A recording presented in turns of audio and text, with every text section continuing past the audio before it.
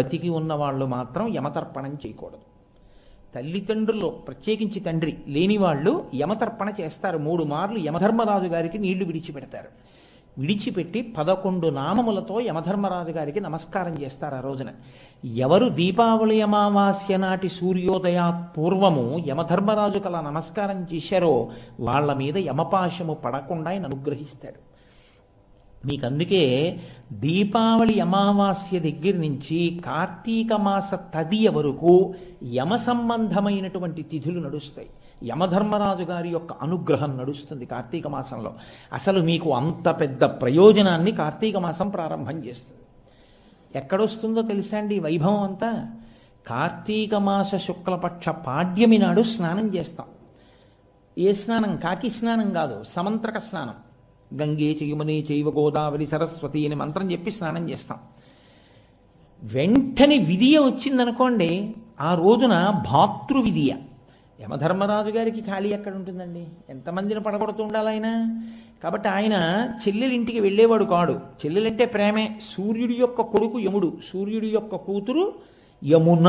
యమునకి వెనక్కి రావడం తెలియదు, యముడికి ముందుకెడుతున్న కాలంలో పడిపోవలసిన వాడిని పడగొట్టకుండా ఉండడం తెలియదు. ఇద్దరికీ అంత గొప్ప లక్షణం. యమున యముణ్ణి పిలుస్తుండేది, అన్నయ్య మా ఇంటికి భోజనానికి రానయ్యా, మా ఇంటికి భోజనానికి రానయ్యా అని. ఆయన ఎప్పుడూ వెళ్ళేవాడు కాదు, ఖాళీ లేక. ఎలా ఖాళీ కుదిరిందో కార్తీక మాస శుక్లపక్ష విధియ నాడు ఆయన చెల్లెలింటికి భోజనానికి వెళ్ళాడు. సపరివారంగా వెళ్ళాడు. పెద్దలు వెడితే ఒక్కళ్ళు వెళ్ళరుగా, సపరివారం వెడితే ఆవిడ భోజనం పెట్టింది. అందరూ భోజనం చేశారు. అన్నగారు చాలా తృప్తి పడ్డాడు. తృప్తిపడి ఆయన అన్నాడు, చెల్లెలా నాకు ఇంత కమ్మటి భోజనం పెట్టావు, నీ చేతి అన్నం తిని ప్రీతి చెందాను, నీకేం కావాలని అడిగాడు. మహాత్ముల యొక్క దృష్టికోణం వేరుగా ఉంటుంది. ఆయనకి ఈశ్వరుడు దర్శనం అయ్యాడు అనుకోండి. ఒక ఋషికి ఈశ్వరా నువ్వు ఇక్కడే ఉండి నిన్ను దర్శనం చేసిన వాళ్ళకి పాపాలు పోగొట్టుంటాడు. పిఠాపురంలో గయాసురుడు పితృదేవతలకు మోక్షం ఇప్పించడానికి శివలింగాన్ని తీసుకొచ్చి కూర్చోబెట్టినట్టు. కాబట్టి ఆవిడంది, ఈ రోజున కార్తీక శుక్లపక్ష విధియ నాటి సాయంకాలం కదా భోజనానికి పెడతారు. నక్తవ్రతం కదా. నక్తవ్రతం అంటే రాత్రి భోజనం చేయాలి, నక్షత్ర దర్శనం చేసి. మధ్యాహ్నం భోజనం చేస్తే మనం ఏం చేయలేము అనుకోండి, అది వేరు విషయం. సరే, ఆయన శరీరారోగ్యాన్ని బట్టి అలా తింటే ఒకవేళ ఈశ్వరుడు ఆయన అనుగ్రహించుగాక, తప్పెందుకు పట్టాలందులో. వ్రతం చేస్తుంటే మాత్రం నక్తవ్రతంగా రాత్రి చేస్తారు. ఎవరైనా కార్తీక మాసంలో శుక్లపక్ష విధియ నాడు చెల్లెలి వరస ఉన్న వాళ్ళు కానీ, తోడ పుట్టిన చెల్లెలు కానీ, చెల్లెలు దగ్గరగా ఉంటే చెల్లెలు పిలుస్తుంది, చెల్లెలు దగ్గరగా లేకపోతే చెల్లెలుగా సంభావింపబడేవాళ్ళు భోజనానికి పిలుస్తారు. దానికి ఇంకేం పెద్ద హడావిడేం ఉండదు. ఈయన వాళ్ళ ఇంటికి భోజనానికి వెళ్తాడు, వెళ్ళి వాళ్ళ ఇంట్లో భోజనం చేస్తాడు. అన్నయ్య ఇంటికి వస్తే ఎంత ప్రేమార పెడుతుందో, అంటే అన్నయ్య ఏం తింటే సంతోషిస్తాడో వండి పెడుతుంది అంతే. అవి తిని ఆయన మురిసిపోతాడు. చెల్లెలా ఎంత మంచి భోజనం పెట్టావో అని తిరిగి వస్తాడు. తిరిగి వచ్చిన అన్నగారు ఉత్తినే రాకూడదు కదా వెళ్ళినవాడు. ఆయన అంటాడు, చెల్లెలా రేపు మా ఇంటికి రా బావగారితో కలిసి, నా మేనల్లుళ్ళు మేనకోడళ్లతో అంటాడు. అందుకని సోదరి తృతీయ విధియ అన్నగారు ఎడతాడు భోజనానికి, తదియ చెల్లెలు వస్తుంది భోజనానికి. చెల్లెలకి మధుర పదార్థాలతో భోజనం పెట్టి చీరలు సారెలు ఇస్తారు. ఆ రోజున బహుమానాలు ఇస్తారు. ఆవిడంది, అన్నయ్య కార్తీక శుక్లపక్ష విధియ నాడు ఏ చెల్లెలింటికైనా ఒక అన్నదమ్ముడు, అక్కింటికి కానీ అక్కింటికి తమ్ముడు కానీ చెల్లెలింటికి అన్నయ్య కానీ వెళ్ళి భోజనం చేస్తే చాలు, అన్నయ్య నీ పాశం వేయకూడదు నువ్వు అంది. ఆయన అన్నాడు, తప్పకుండా వెయ్యను. వరం ఇచ్చాడు చెల్లెలకి. అందుకని భగినీ హస్త భోజనము, చెల్లెలి చేతి వంట తింటాడు అన్నగారు, లేదా అక్కగారింట్లో తమ్ముడు తింటాడు. కాబట్టి వెళ్ళి వాళ్ళ ఇంట్లో భోజనం చేస్తారు. రేపు అంటే ఇవాళకి రాత్రి నైమిత్తిక తిథి చేత భగినీహస్త భోజనం. మరి ఇప్పుడు ఇన్ని చెప్తున్నప్పుడు నాకు ఉండాలి కదండి, నేను ఆచరించాలి కదా. నేను అలా నిమంత్రణము చేయబడ్డాను, నేను మా అక్కగారి చేత ఆహ్వానింపబడ్డాను. ఉన్నారుగా మాకు అక్కగారు ఊళ్ళో పెద్దాడ సూర్యకుమారి గారు, వారు నన్ను ఆహ్వానించారు. వారి ఇంటికి వెళ్ళి భోజనం చేస్తాను మా అక్కగారు బావగారితో.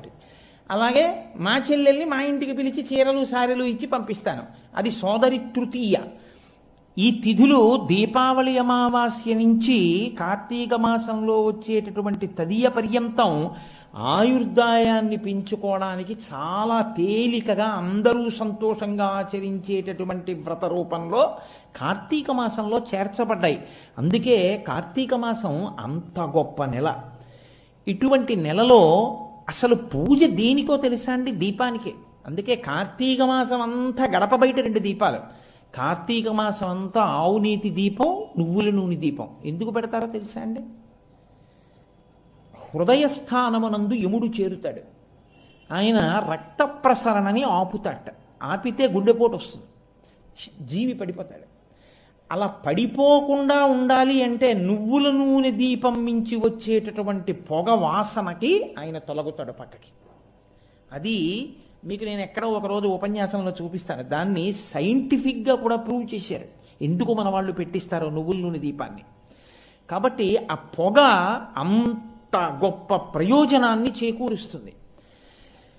కాబట్టి బయట 2 దీపాలు, గడప బయట దీపాలు పెట్టరు, ఎప్పుడు ఇంట్లోపలే పెట్టుకుంటారు. కానీ కార్తీక మాసంలో బయట పెడతారు 2 దీపాలు. ఆ 2 దీపాలు ఈ ఇంటిలో ఉన్న వారి మీద నీ పాశము వేయవద్దు ప్రార్థన యజమానురాలిది.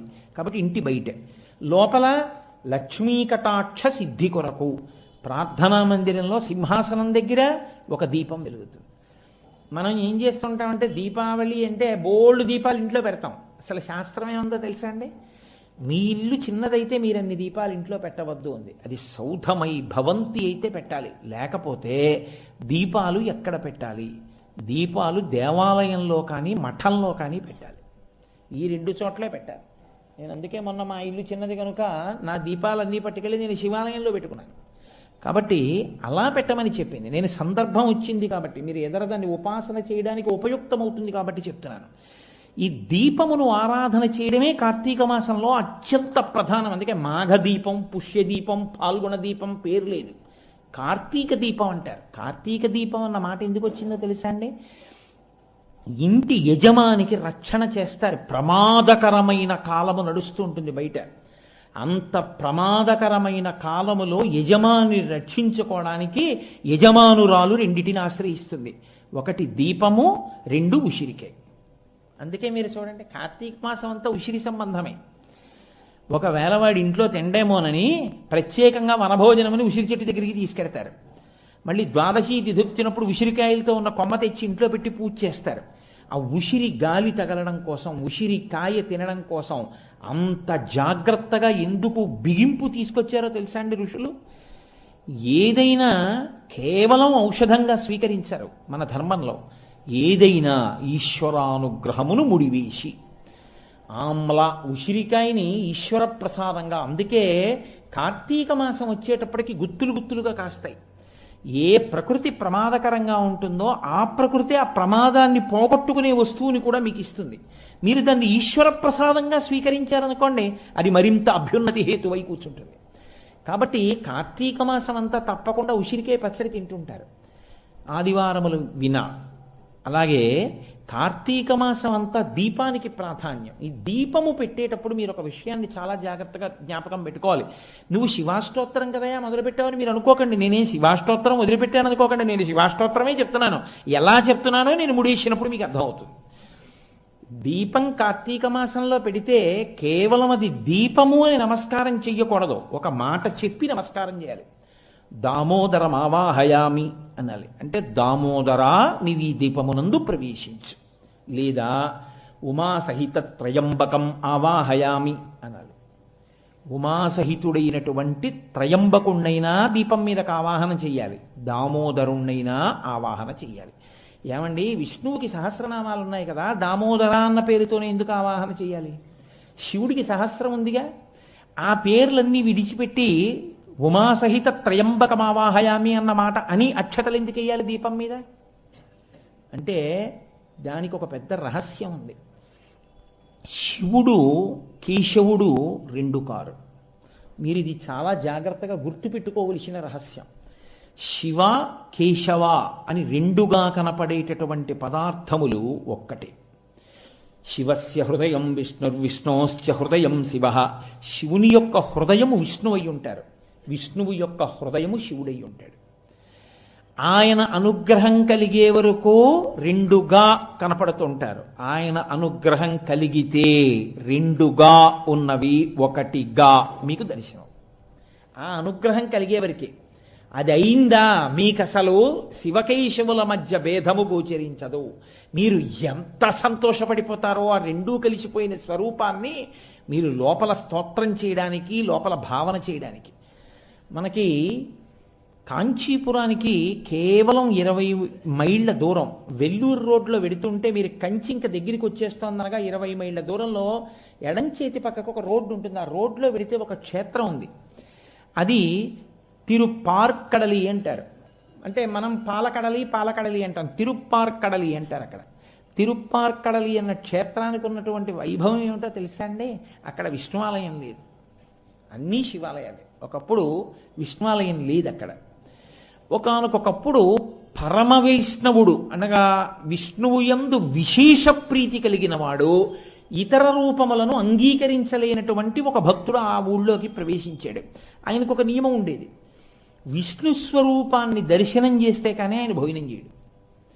కాబట్టి ఆయన ప్రతి దేవాలయం దగ్గరికి వెళ్ళడం, లోపల పెరుమాళ్ళు ఉన్నాడా అని అడుగుతుండడం. లోపల పెరుమాళ్ళు కారు, పరమేశ్వరుడు ఉన్నారు. ఆయన వెళ్ళేవారు కాదు, వెళ్ళిపోతుండేవారు. భోజనం చేసే వేళ దాటిపోయింది, నీరసం వచ్చేసింది, విష్ణుమూర్తి యొక్క దేవాలయం కనపట్టలేదు. ఆయన ఆఖరికి తను తిరిగిన దేవాలయాల్లోనే ఒక దేవాలయం ముందుకు వచ్చి పడిపోయారు, ఇంకా కదలలేకపోయారు. అంతలో ఒక వృద్ధుడైనటువంటి బ్రాహ్మణుడు ఆయన దగ్గరికి వచ్చి, ఏమండి అలా ఉన్నారు, అంత నీరసంగా ఉన్నారు, ఏమైందన్నారు. ఏమి దిక్కుమాలిన ఊరయా, పెరుమాళ్ళకి గుడే లేదు ఇక్కడ, విష్ణువుకి గుడి లేదు. ఏం విష్ణువుకి గుడి లేకపోతే ఏం శివాలయాలు ఉన్నాయిగా అన్నాడు ఆయన. కాదు, నాకు విష్ణు స్వరూపంగానే కావాలి, శివస్వరూపంగా నేను చూడను, నాకు విష్ణు స్వరూపం కావాలి. ఓహో అదే మీ ఇబ్బంది, మరి మీరు పడిపోయిన గుడి విష్ణుమూర్తి గుడేగా, లోపలికి వెళ్ళకపోయారా అన్నాడు. అబద్ధాలు అరకు, అది విష్ణువు గుడి కాదు, అది శివాలయం, అందులో శివలింగం ఉంది, నేను రానన్నాడు ఆయన. ఆయన అన్నాడు, ఇలా వాదిస్తే ఏం వస్తుంది, నాతో వస్తే చూపిస్తా, లోపల శివలింగం ఉందో పెరుమాళ్ళు ఉన్నాడు, రండి చూపిస్తానన్నాడు. ఆయన అన్నాడు, అబద్ధం, నేను లోపలికి రానన్నాడు.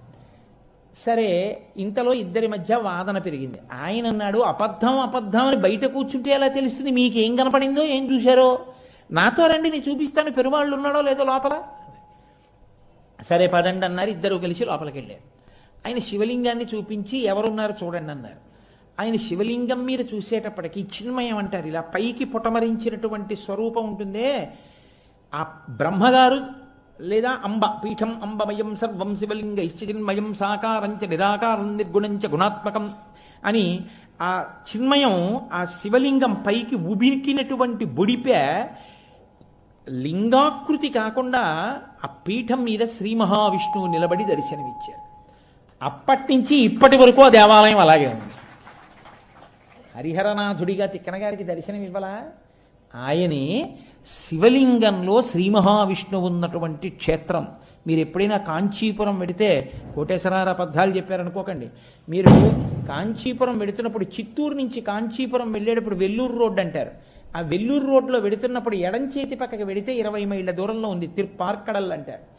ఆ క్షేత్రానికి వెళ్ళి చూడండి, అత్యద్భుతమైనటువంటి స్వరూపం. కాబట్టి శివకేశవుల మధ్య భేదము అన్నట్టు కనపడుతుంది, రెండు అన్నట్టు కనపడుతుంది. యథార్థమునకు శివకేశవులు రెండు కాదు, శివుడే కేశవుడు, కేశవుడే శివుడు. దీని గురించి పెద్దలు ఒక చక్కటి ఐతిహ్యం ఒకటి చెప్తూ ఉంటారు. వెనకటికి దేవతలందరూ రామేశ్వరం వెళ్ళారు. వెళ్ళి రామేశ్వరంలో శివలింగాన్ని దర్శనం చేశారు. దర్శనం చేసి బయటకు వచ్చిన తర్వాత వాళ్ళకు ఒక అనుమానం వచ్చింది, రామేశ్వరం అనగా ఏమి? వ్యాకరణంలో రామేశ్వరం దేనికి చెందుతుంది అని. అంటే ఇప్పుడు నేను మీకు దాన్ని కొంచెం చెప్పాలి అంటే, రాజసేవకుడు ఏ సమాసం అని అడిగాను అనుకోండి, రాజు యొక్క సేవకుడు రాజసేవకుడు, కాబట్టి షష్ఠీ తత్పురుష సమాసం. లేకపోతే నల్ల కలువ అన్నాను అనుకోండి, ఏ సమాసం అన్నాను అనుకోండి, నల్లనైన కలువ, కర్మధారయా సమాసం. కాదు, దండపాణి ఏ సమాసం అన్నాను అనుకోండి, దండము పాణియందు కలవాడు అంటే చేతియందు కర్ర పట్టుకున్నవాడు, చేతియందు కలది కలవాడు కాబట్టి బహువ్రీహి సమాసం. కాబట్టి షష్ఠీ తత్పురుషం అన్నా అవ్వాలి, కర్మధారయం అన్నా అవ్వాలి, బహువ్రీహి అన్నా అవి ఉండాలి వ్యాకరణంలో. రామేశ్వరం ఏది అని అనుమానం వచ్చింది వాళ్ళకి. ఒక ఆయన అన్నాడు, రామేశ్వరం అంటే రాముని యొక్క ఈశ్వరుడు.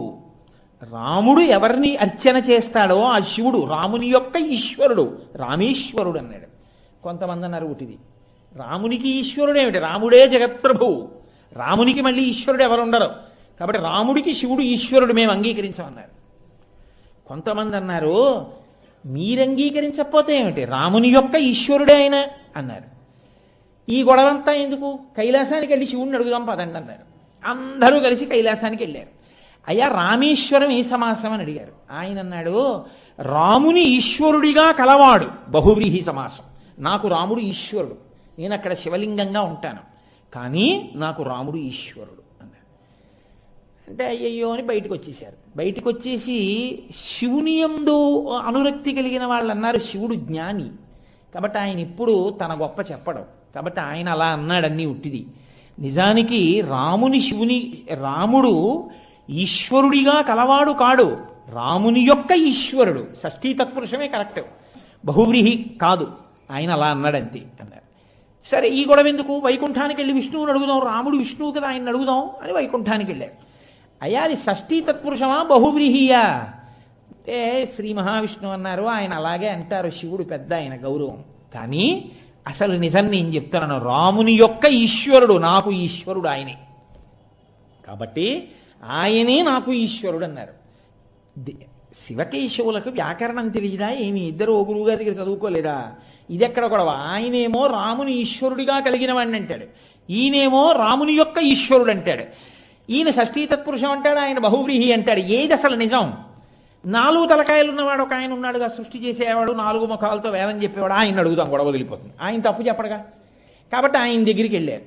ఆయన అన్నాడు దీనికి ఇంత దూరం వచ్చారా, మీ మొహం ఇట్సా, రామేశ్వరము అంటే రాముడు ఈశ్వరుడు అయినాడు, రాముడే శివుడు, శివుడే రాముడు, కల్మధారయ సమాసం రాదే, 2 కాదన్నాడు. కాబట్టి శివుడే కేశవుడు, కేశవుడే శివుడు, ఉన్న ఆపదార్థమే స్థితికర్తగా నిలబడినప్పుడు విష్ణువుగా ప్రకాశిస్తుంది. ఆపదార్థమే మీకు